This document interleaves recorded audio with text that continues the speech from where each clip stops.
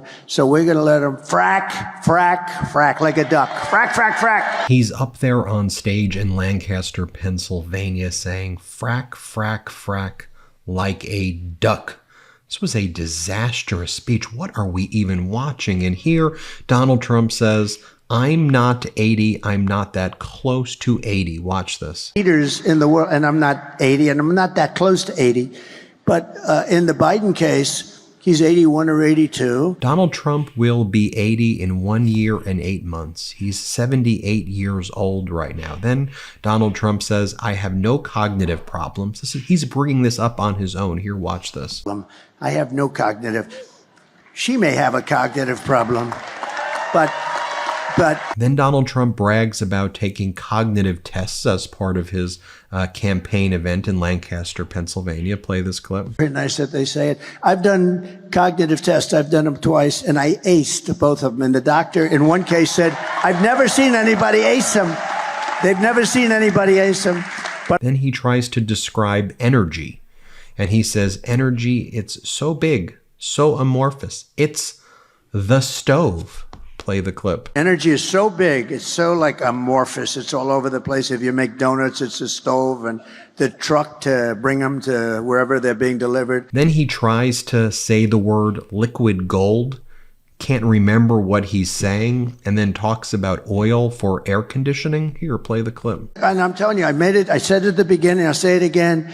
We have more liquid, think of it, we have more gasoline and gas, and we have oil. Converted easily into gasoline, also oil for your house, for your air conditioning, for your heating. Then when this event was starting, Donald Trump, to Sage Steele, the moderator, he calls her Paige and says, let's have fun, Paige. Here, play this clip. Thank you very much, thank you. Let's have a little fun, Paige, okay? Here we go. I just want to show you this one more time, Donald Trump saying, frack, frack, frack, like a duck. This is the presidency of the United States of America. Play the clip.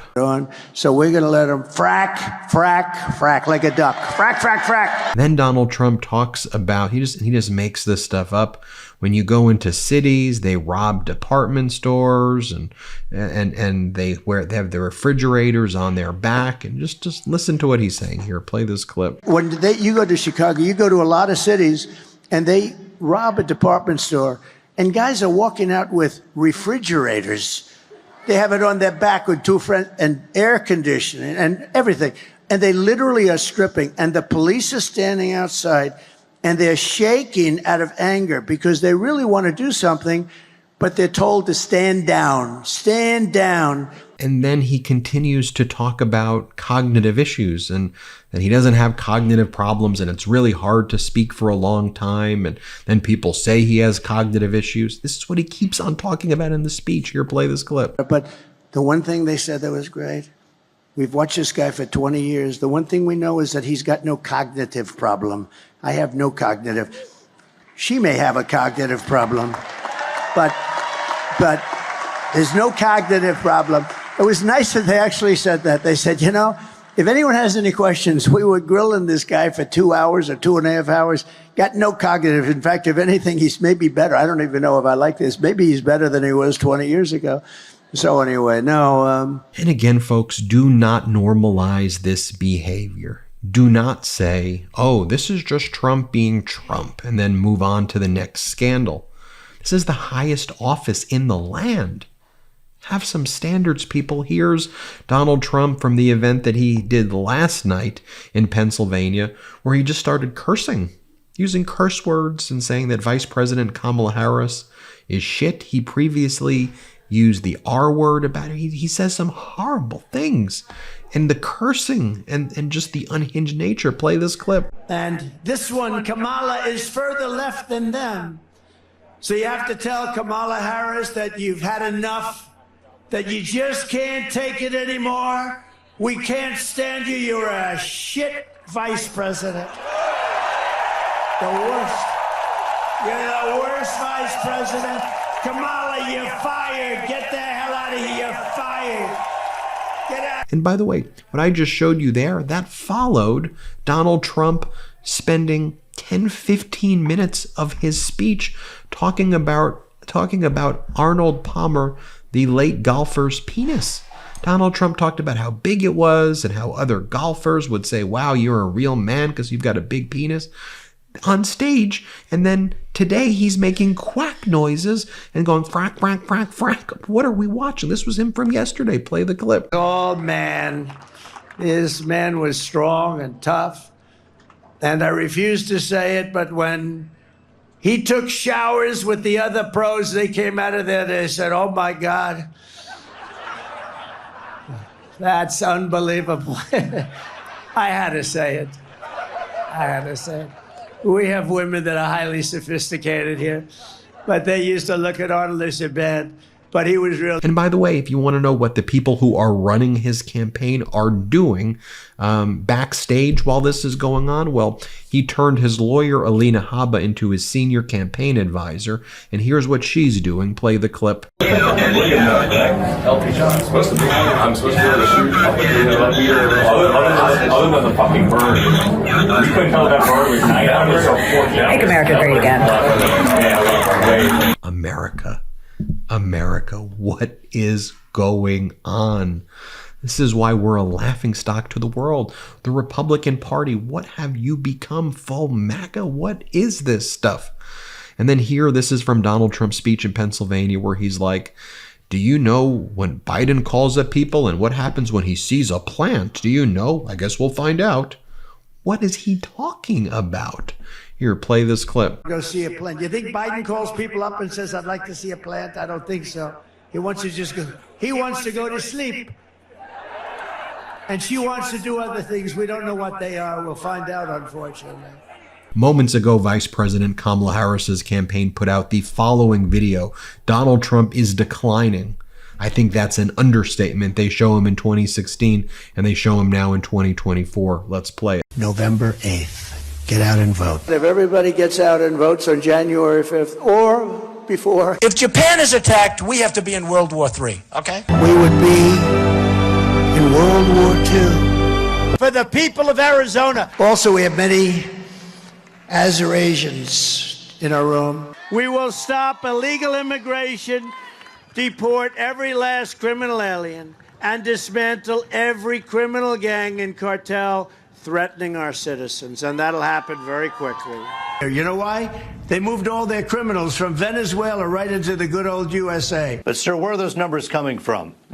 I guess I get them from the papers in this case. If I'm elected, you won't lose one plant. You'll have plants coming into this country. You're going to have jobs again. If I'm in a boat, it's all electric, and it starts to sink.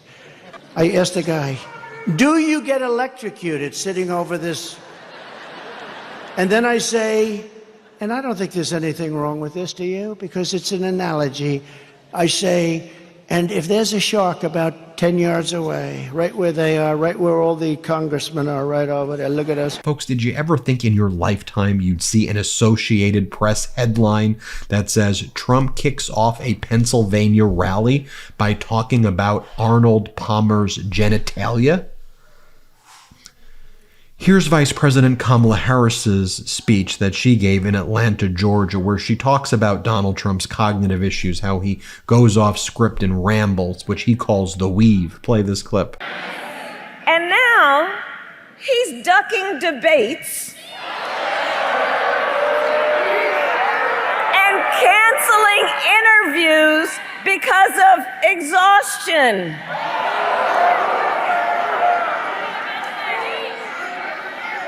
And when he does answer a question or speak at a rally, have you noticed he tends to go off script and ramble? And generally, for the life of him, cannot finish a thought. And he has called it the weave. But I think we here will call it nonsense. And here's former President Barack Obama's speech in Las Vegas, Nevada, where he says that when Donald Trump lies, cheats, steals, people make excuses for him. Why are you making excuses for this criminal? Play this clip. And And yet, when Donald Trump repeatedly lies or cheats or shows utter disregard for our Constitution or just insults people, when he calls service members who died in battle losers, or fellow citizens vermin, or the enemy within, people make excuses for it. They say, well, he's not serious. He's not. Everything a president says is serious. Everything that somebody who's aspiring to office is listened to. And people make excuses for it. They think, well, it's funny, or it's okay as long as our side wins. And I've noticed this especially among some men who seem to think Trump's behavior of bullying people or putting them down is somehow macho sign of strength.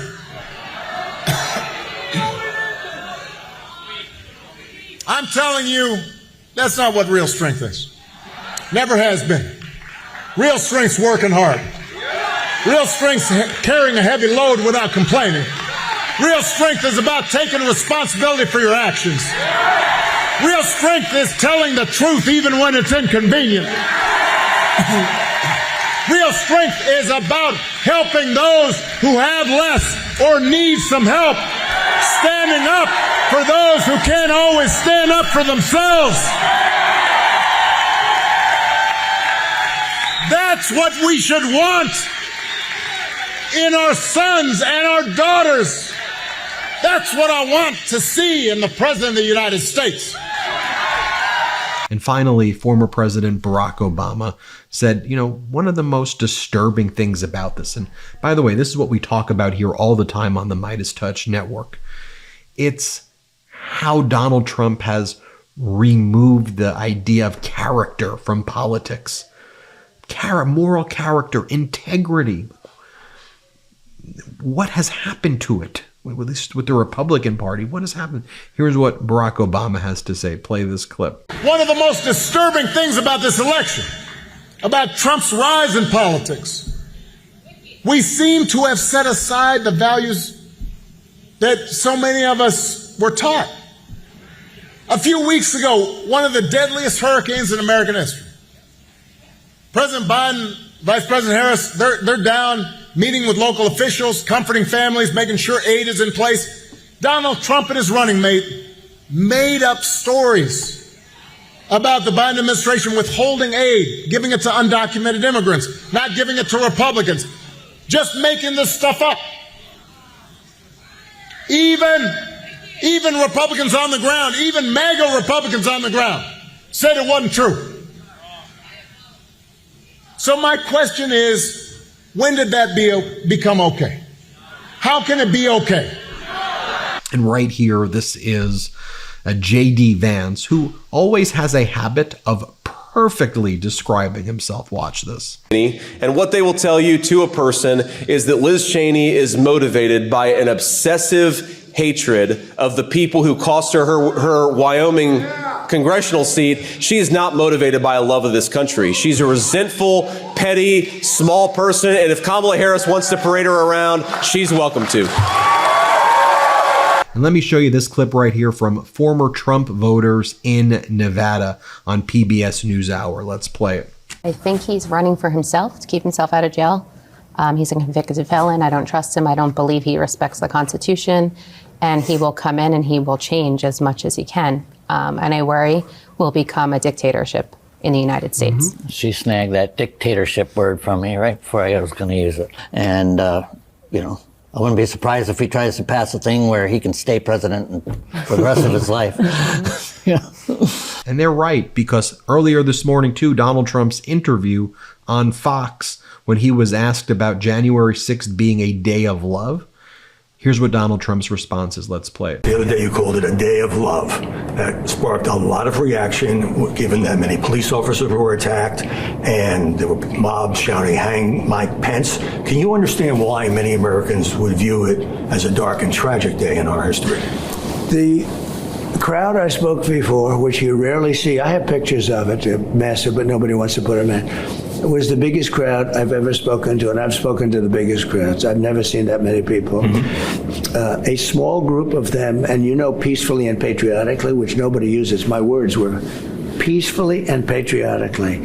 A small group went down to the Capitol, but they came because they thought it was a rigged election. This was a protest against a rigged election. And I can't say exactly the number, but I've had massive crowds, and this was by far the biggest crowd. I've spoken to the crowd at the Washington Monument and the Lincoln Memorial on the 4th of July. This crowd was bigger.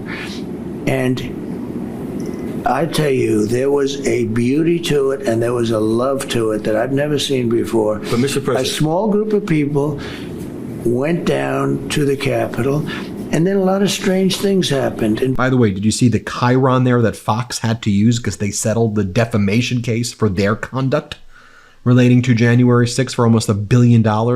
They go, Trump stands by a day of love comment about January 6th, but violent attacks marked January 6th. Folks, get out the message. Make sure you're registered to vote and early vote. It is so important that you early vote. When you early vote, it takes your name off the GOTV rolls, the get out the TV rolls, the get out the vote rolls, and it allows the party to focus on lower propensity voters. So please make sure you early vote, and make sure you share with me the stories. Have you got family members, friends, kids, grandkids to early vote? Let me know in the comments, please. Hit subscribe. Let's get to 4 million subscribers. Real quick, Meta just changed their algorithm to suppress political content. Please follow our Instagram @MeidasTouch right now as we head towards 400,000 followers so you don't miss a beat.